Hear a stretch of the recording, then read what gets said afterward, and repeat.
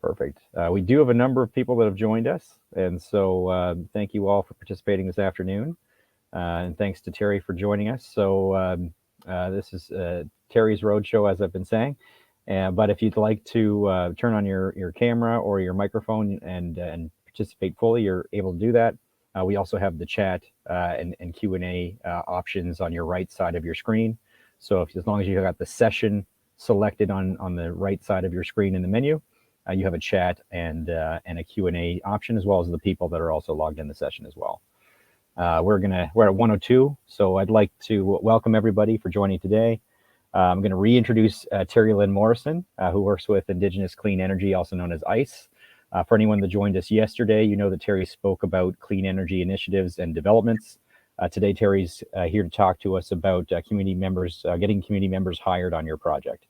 And just a bit of background for those that weren't in attendance yesterday, Terri is a proud First Nations Mi'kmaq woman from Listagouche in the province of Quebec, where she was born and raised. And Terri is the Associate Executive Director of Indigenous Clean Energy. And in her work, Terri focuses on increasing Indigenous engagement and outreach for ICE as a whole, and advancing Indigenous inclusion in Canada's clean energy economy. So I'd like to thank Terri for joining us, and we'll pass it over to you. Great. Thank you. Thanks for having me. A little different doing a virtual breakout room. I was more imagining that we would have a chance to see each other and connect and chat, because when we're talking about, how are we mobilizing our community members and maximizing on the employment opportunities that are available in and around development projects, there's a lot to talk about. So I'll just start a little bit by sharing my experience and, where I worked for and with 3 Mi'kmaq communities, Listagouche, Geskebegek, and Gaspag, for a number of years in the tribal council. And as part of that work, I was able to observe many developers that were coming in to meet with chief and councils at the time and say, we want to do a project in your territory. We have this really amazing project. Are you going to allow us to do this work? So they were coming for, their consultation piece. But I often observed our chief and council saying to the proponents and the developers, well, we want to have our people working on your project.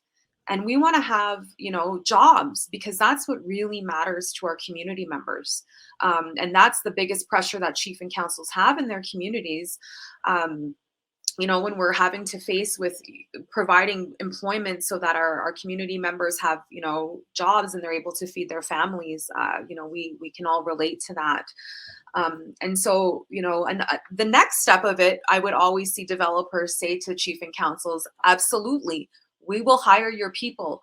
Tell us who you have. And then when chief and councils would turn their heads to look at their community, they didn't have an appreciation for the skill set and the training and development that's required to work in these jobs. Because oftentimes when we're working on mega infrastructure projects of any kind, and even with construction, you do have to have a level of training. And so that's where a lot of the shortcomings would show up, where, we would negotiate impact benefit agreements that would allow for Mi'kmaq hiring, but yet we wouldn't have the Mi'kmaq people to back it up. And so it was starting to not sit well with me as I was observing that. And, around that time, we started thinking about building our own wind farm that would be owned and operated by the 3 Mi'kmaq communities in Gespegawagi. And sorry, my grandson is joining me. He's visiting from Listagouche, so sorry. Okay, go on downstairs. And so you never have to be sorry about that, Terri. It's always really joyful. It's a good thing. He's been really good. I've been on meetings all morning. It's the first time that he decided to show up. So awesome. So what I was starting to observe was that there was a disconnect. We knew at the chief and council level that community members wanted jobs. We knew that there was an opportunity for community members to work, because we kept hearing from developers that there was employment opportunities, but we knew that there was a gap. So when we started thinking about building this Mesquite-Gugjuzen 150 megawatt wind farm, we knew right away that we did not want our community members to get left behind, because it would be so important to the social acceptability of this project if that community members saw themselves being able to work and be a part of it. So early on, while we were still heavily involved in negotiating, we didn't have a power purchase agreement. We had the idea that we were going to build a project, and we knew that it was going to be a big project that was going to take a lot of workers, but we had no idea about anything. So, through the development of the project and finally getting a partner in place, and then, then the PPA, we had done in parallel, submitted a funding proposal to the federal government to support the training of Mi'kmaq workers to be integrated into the wind development that was taking place in our area. Because it was a fact that there was, wind farms being built all over Gaspegawagie, 2 Mi'kmaq workers that were working in it up to, when we had started doing, making inways in that space in around 2014. And so we said, like, this is something that we need to change. If we want to own a wind farm, we know that we have competent people who have, like, for example, my father, he's an iron worker, worked all over Canada, all over the United States, all of his life, but never in the province of Quebec because of the barriers that existed for entry.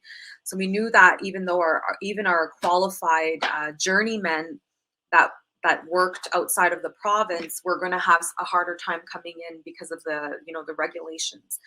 So we said, okay, well, we have 2 streams of community members. We have the experienced workers who are, have 10, 20 years of carpentry or heavy equipment operating, iron workers, whatever the case may be. And then we have the people who are younger, who are looking to start careers, who are willing and able to go away and take training to come back and get into the trades and do that.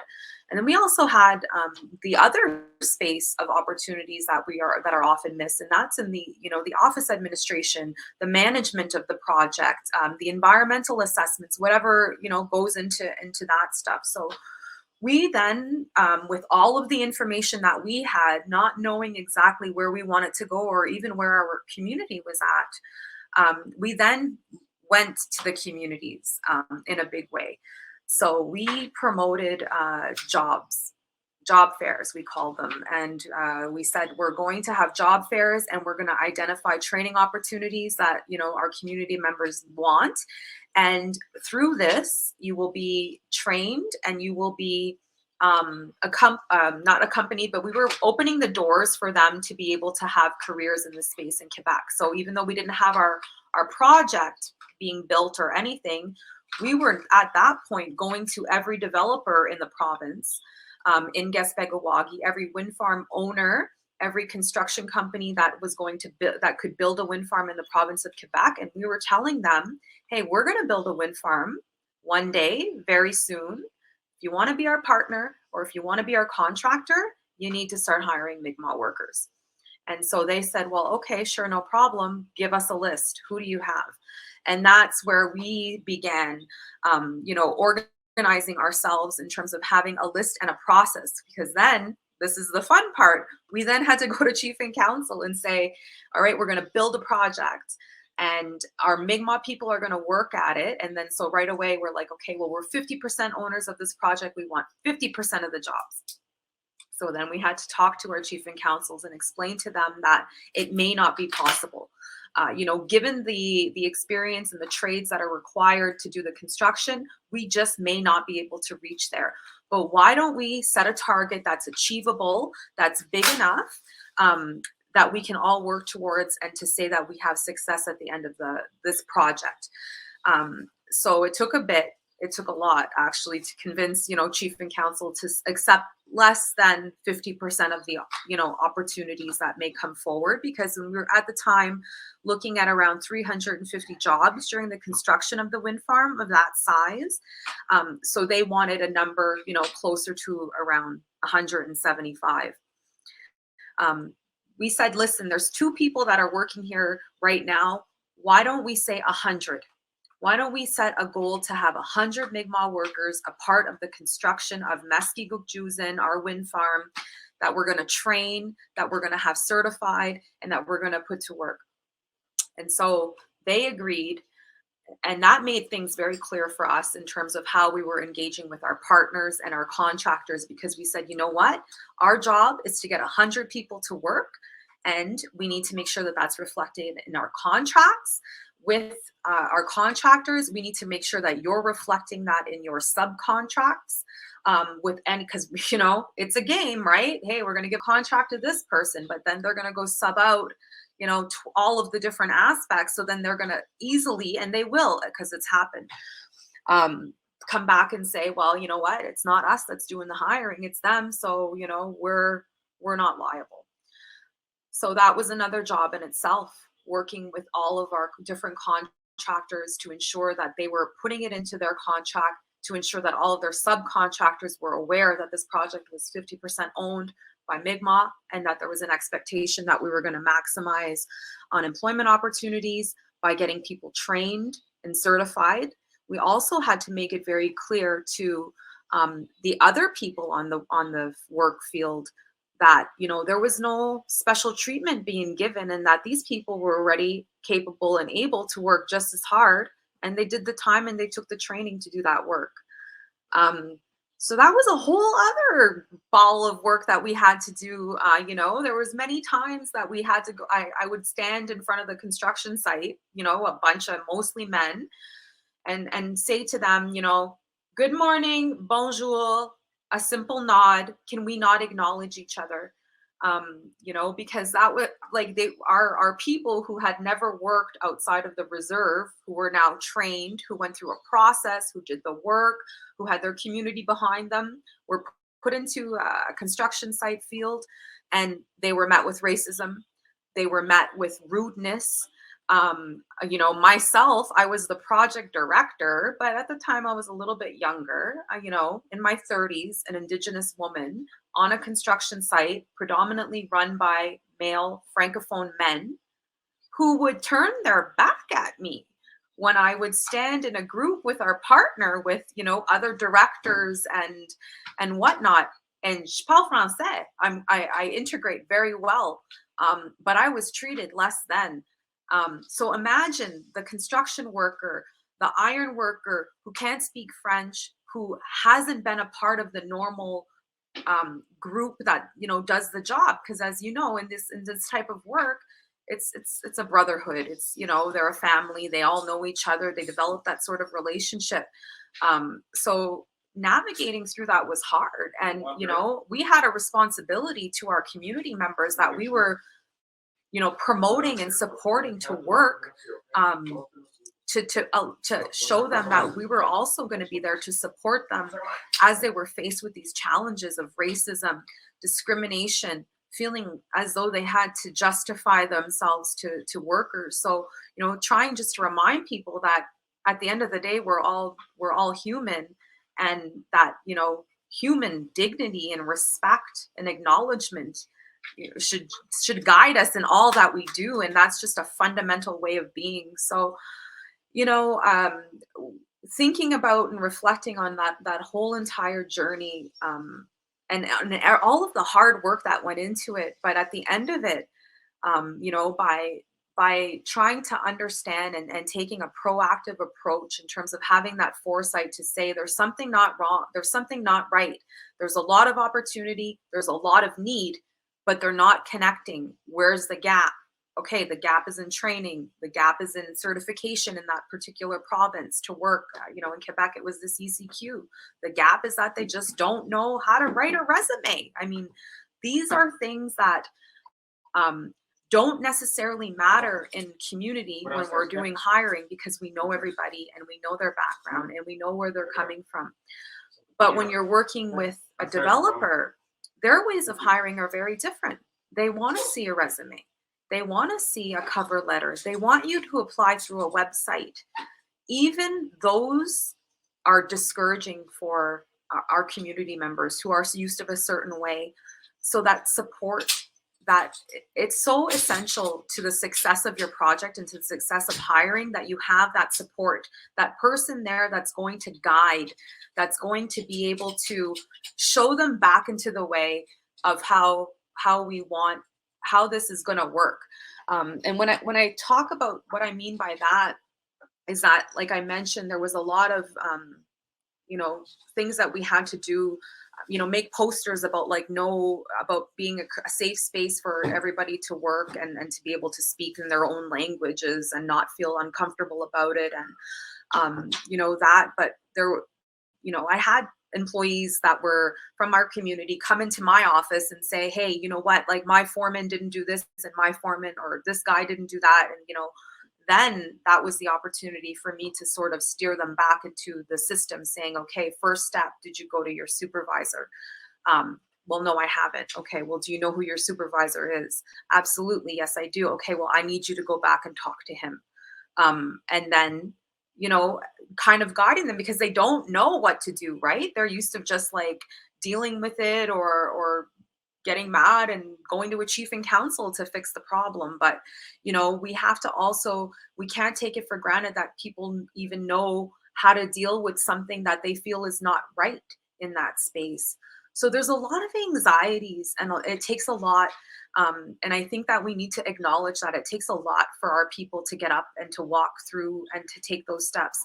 Not for all, but for a lot, especially those who, are more accustomed and have their experience working in communities, taking that step to go outside of it, paying income tax. There's a lot of things that that'll just discourage people right away. I mean, even the income tax issue for our community, they were subject to income tax and they were working off of the reserve on the wind farm.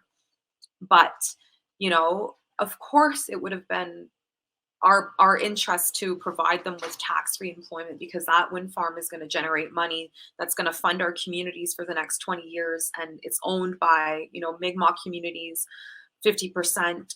So we do feel that that's our project, but we did do like an assessment to see, if we would be liable if we withheld charging income tax. And unfortunately, the way that the CRA rules are, they did have to pay income tax. And, they were not happy about it, but they were also very happy about the rates that they were being paid, which were significantly higher than what they're going to make on a community scale project, because it's regulated by the industry.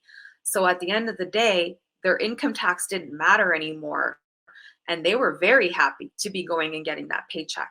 Every single Mi'kmaq that worked on Mesgi'guk-Ju'zin, once we got through all of the little kinks and hardships and ironed it out, were the proudest workers that I've ever seen, and I was so happy to be a part of that. And, to end my dad's career of being an iron worker my entire life, his last job was working at the Mesgi'guk-Ju'zin wind farm before he retired. So to see that I was able to make that happen, my dad working on a project that I was the director for, it was really nice for me. But also to see that I was able to support, his friends who were like my uncles all my life growing up, who never worked in the province, and they were there and they were so happy. So there's a lot of opportunity here to have success, but it takes so much hard work. And sometimes, it's easier to just turn the other way or just to keep things going in the status quo.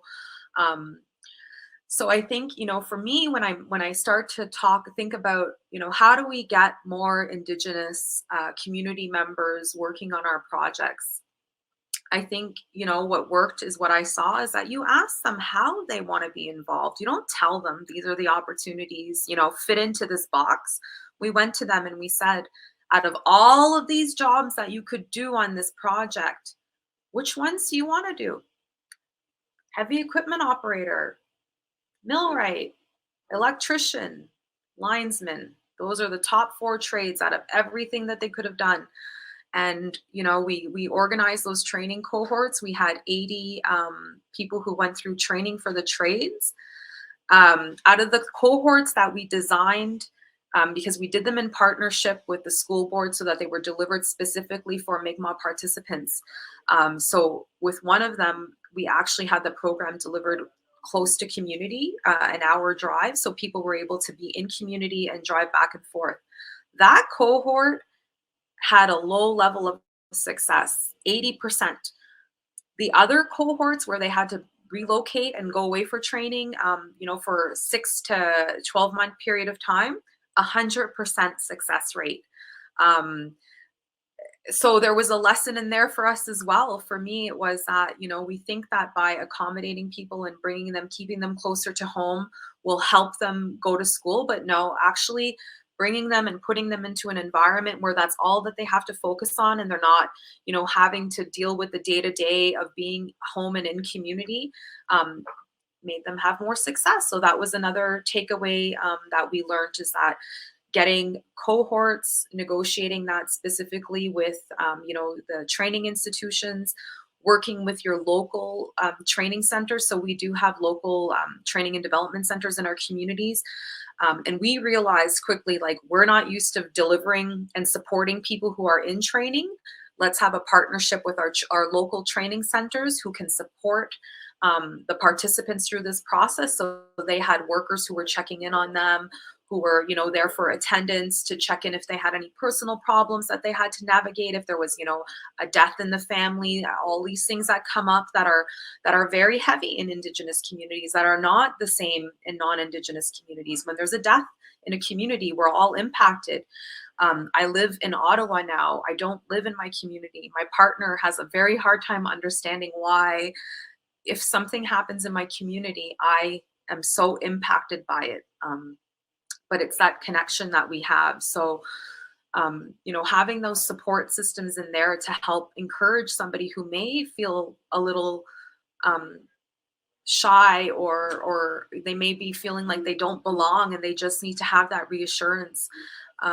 It really helps have that success. So those are some of the tools that we had in place to ensure that our participants would succeed through their training. And then through their employment, having that system there that was there for chief and council as well, because they knew that if somebody was going to go work on Meskiguk Juzen, they had to go through a process to get to a green light. And the process that we showed to chief and council was that, they would come and say, we want to work on the wind farm, and they would identify what trade. There was opportunities for people to go in, to go do cleaning, to do flag turning. So they didn't all have to have trades training. They just need to have a simple training for safety. So anybody that wanted to work on the wind farm, they came to our office and they expressed their interest. We took their name and their contact info and what area they wanted to work in. If they needed training, we were getting them into the training programs. If they needed and we were organizing that. We would tell them constantly, if your phone number changes, let us know. A lot of people change their phone numbers. Who knew, right? So when you're trying to contact somebody, you don't have the most updated contact info. These are all things that help get community members to work. So if that's what you want to do, this is what it takes. If you just want to do lip service and say, okay, we have jobs, okay, we have a list and figure it out, you won't have the same success. It really took that level of engagement and conversation, and everybody having a file in our office, having that list. Once they had their safety training, once they had their trade certificate or their experience recognized through CCQ, they were green, and then they were ready to go to work. So then when we went to implementing this whole entire process throughout the construction of the wind farm, we had weekly construction meetings. And during that meeting, myself and the team that I was working with, there was 3 of us in our office, one specific to employment. We would meet with the contractors and they would say, okay, so for next week, we need 3 carpenters, 1 flagman, and what they would give us the needs. And then my team would make the first call to the community members and say, there's a job opportunity. The construction company is going to call you. Are you available? Are you interested? And they would say, yeah. And they'd say, and then we would tell them, okay, answer your phone. There's going to be a weird number that calls you or unknown number. Make sure that you don't miss this call. And they'd say, okay. And then, or they would say, no, I'm waiting for another job. Or we'd say, okay, fine. As long as you know, we're putting you on the end of the list. We cannot hold this for you. So we're very clear. And you know what? They appreciated that. There was no problem. All right. We're very clear. You're passing this up. I don't know when the next opportunity will come up. We're going to put you on the bottom. Okay, sure. No problem. It worked wonderful. Whenever anybody had a problem, whenever anybody said, oh, this one got hired, we had it all documented, recorded. We knew exactly how opportunities were presented when they were refused. Because at the same time, I wanted to show for our community that the offers were made, because I was worried that if we didn't get to that 100, it was a reflection on me. It was in part of my contract. My job was to make sure we had 100 people working. So having a system and process was really important. And it worked extremely well. We were able to provide updates to chief and councils on a regular basis about the number of people that were working, the number of offers that were made, the time that people were working.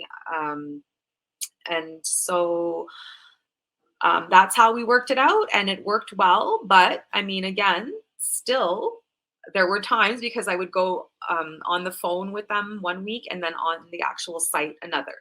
So sometimes when I would be going on site, I would drive and I'd be like, that's not a Mi'kmaq. Why is there somebody working in a role here, that like a flag person, or, how come it's not a Mi'kmaq? Well, we needed somebody last minute, and this person said, well, they knew this person, so they just called, and it's only temporary. So those things still happen. Your contractor will still go and hire whoever they want, and it's still going to be frustrating, and it's not easy. And that was a really good success story. That's there. I've seen others involved in another project, like I said, where the willingness to work with communities was less. And, they wanted to stick to the status quo of having applicants apply through their website to get hired.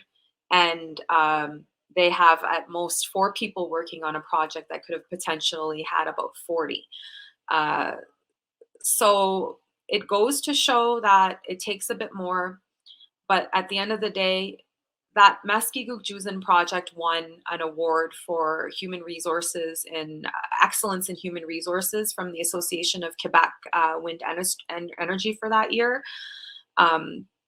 Unheard of. We've never had 116 Mi'kmaq working off of reserve in history. I don't even know if, in the country, if that happened in like other projects. I'm not sure. Maybe in some of the mines, but definitely in community-owned projects, it's unheard of. So I'm quite proud that I was able to lead that great work that happened, and to see that amazing success. When I reflect, if I think back on in terms of how I could have done things differently or what we may have missed, the biggest part is in the operations. We were very, very focused and hung up on the construction and getting people to work on building. Trades is very familiar in Indigenous communities. We're tradespeople. But when it comes to the operation side, we missed it. So our partner one day, and we negotiated hard for it. We said we want our people to be, working half of those jobs during the operation of these wind farms. It's going to be 8 people. So that means there's going to be 4 Mi'kmaq that are going to be able to work for 20 years. And so all this time, the Mi'kmaq partner thought that in order to work on a wind turbine as a serviceman, you had to be a millwright. Nobody told us. And we were not thinking about it because we've never built a wind farm. We never operated one. So we were not thinking about what you needed, and it was overlooked. So there's a course for people who operate turbines. Well, we missed that one. And so at the very last minute, our partner says, who do you guys have? Because we want to, we're going to hire them soon and get them to start doing some of the commissioning of these towers. So we scrambled. I mean, we ended up sending people to go get trained in the US because Maine is not that far from where we are. And we were able to get Mi'kmaq people trained and working there, but we did it very last minute. And, I feel like there was a really big opportunity missed there because those people have since moved on and we didn't have enough capacity trained in our communities to pick it up. And another thing that happened is that I was working as project director for the construction of the company, the construction of the project. And when we went into commercial operation, my role went away. I moved on. So during the first startup years of the operation, they had no support. Those employees who were working at the wind farm had no Mi'kmaq voice there to help them navigate through the day to day, and they got discouraged. They felt racism. They felt that they were not being heard in their own language because the team was francophone. They left, which was really unfortunate. So, now I know that there's scholarships being offered and training being promoted to get more turbine operators trained so that they can go out and operate. But, I think something that we need to think about as owners in projects, as partners in projects. If you're partnering with Indigenous communities, show them everything. I was really surprised how hard it was for me to get a list of what the trade needs are for the project. Who knew that the recipe for how many iron workers and millwrights is company secrets because it's built into pricing and they don't want anybody else to know what they're doing? Who would have known that? So can you imagine being an Indigenous organization? We're riding blind. We can't even understand for our own project, we're going to need 12 carpenters or 60. I was like, give me an idea. I want to create expectations. I don't want, 60 carpenters to think that they can be hired if we only need 4. Give me an idea. I'm not joking. It took about a month to get that information from them, which was, it's frustrating. So, when you observe so much and we see different sides of the spectrum where it's like, well, we want jobs, but we don't know we don't have people who are trained, or have people who are trained, we don't know what the job opportunity is. So how do we get success, right? Lots of hard work, not giving up, having that big goal, that 100 Mi'kmaq workers, that was, make it that all that you can think about and do everything that you can to get there. Because if it's not somebody's job to ensure that success, it won't happen magically. So that's a lot that I shared. I hope that it's useful, and I'm open to having a conversation. I mean, there's only 4 of us here, so Great. And Terri, no, thanks for that. We actually have a number of people watching as well. So just to remind, so if anybody has a question, you can put in the chat, but we certainly encourage all participants to turn on their webcam and request your audio be turned on. I think there's a button for that you have to request that your video and audio are shared. But certainly if you just want to be in view only mode, that's you're allowed as well. And Terri, so we lost your video signal there, but I think your audio is still coming through pretty strong. So that's really?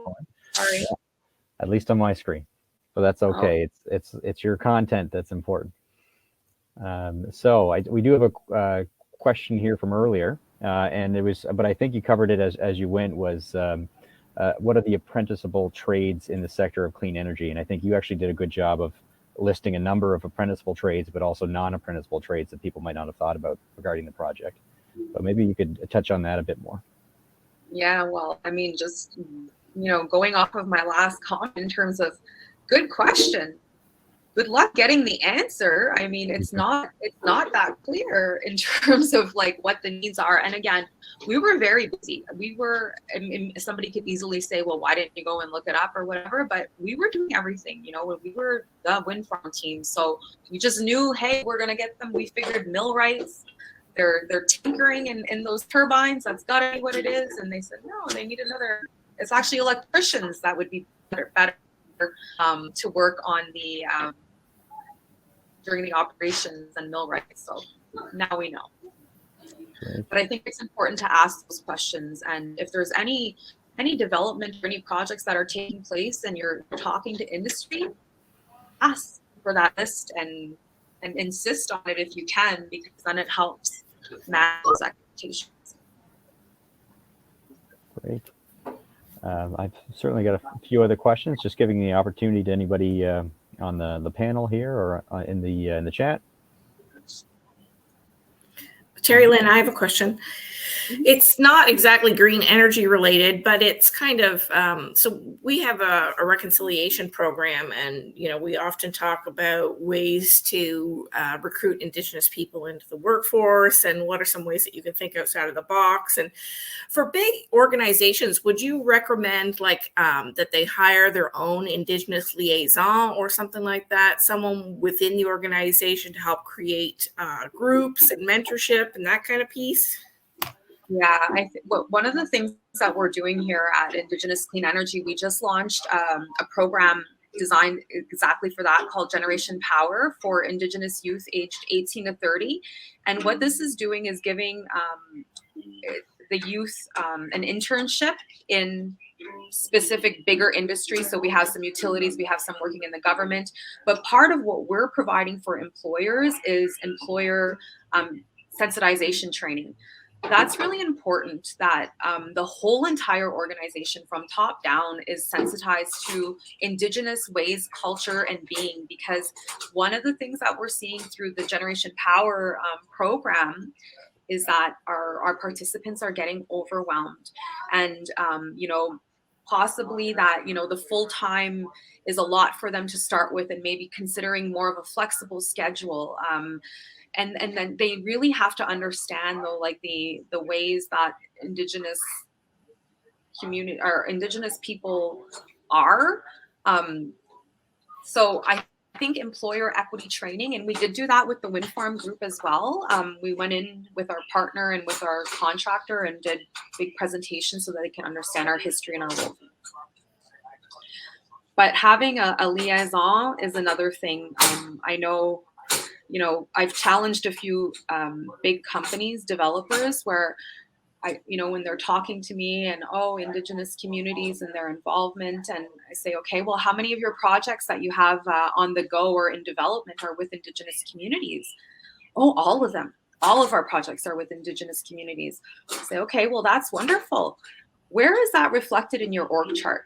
Because I don't see a space for Indigenous engagement here. We're supposed to fit into a box with, you know, your developer of environment and your developer of finance, or whatever the case is. So I have called them out on that a few times, but I don't know if that's the solution, because I really think that, you know, doing the work to become aware of the realities of Indigenous people is number one important.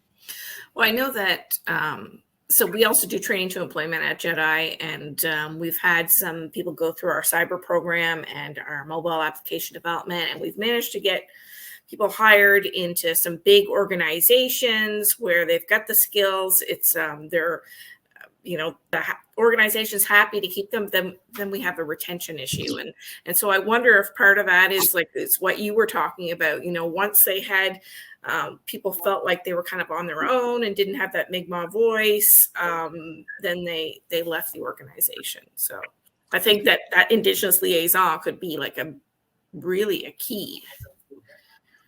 Yeah, definitely, for sure. I don't know if it's in the organization or like within JEDI, or like for us at ICE, that's something that, you know, I'm saying right now, like, let's get that support worker there, because that's what worked at Beskiguk Juzen. So I'm just kind of building off of what worked the best, which was having that support worker for the entire cohort. There was one, and that made the success of it all, honestly. Like, without it, it would have never worked. Great. Are there any other questions from anyone on this this panel or in the chat? Once. If not, our next session is at 2 o'clock. So in between sessions, so you have the opportunity of going to the networking portion on your screen. So the networking session will connect you with someone else that's attending the conference that has time and has clicked the networking box. It's a good way to meet somebody else at this conference. But firstly, I'd like to thank Terri for her time and obviously the great work that she's done. Really, I learned a lot, and there's a lot of lessons that I think can be taken out of your hard work and your experience. And we'd like to thank you for sharing with us today.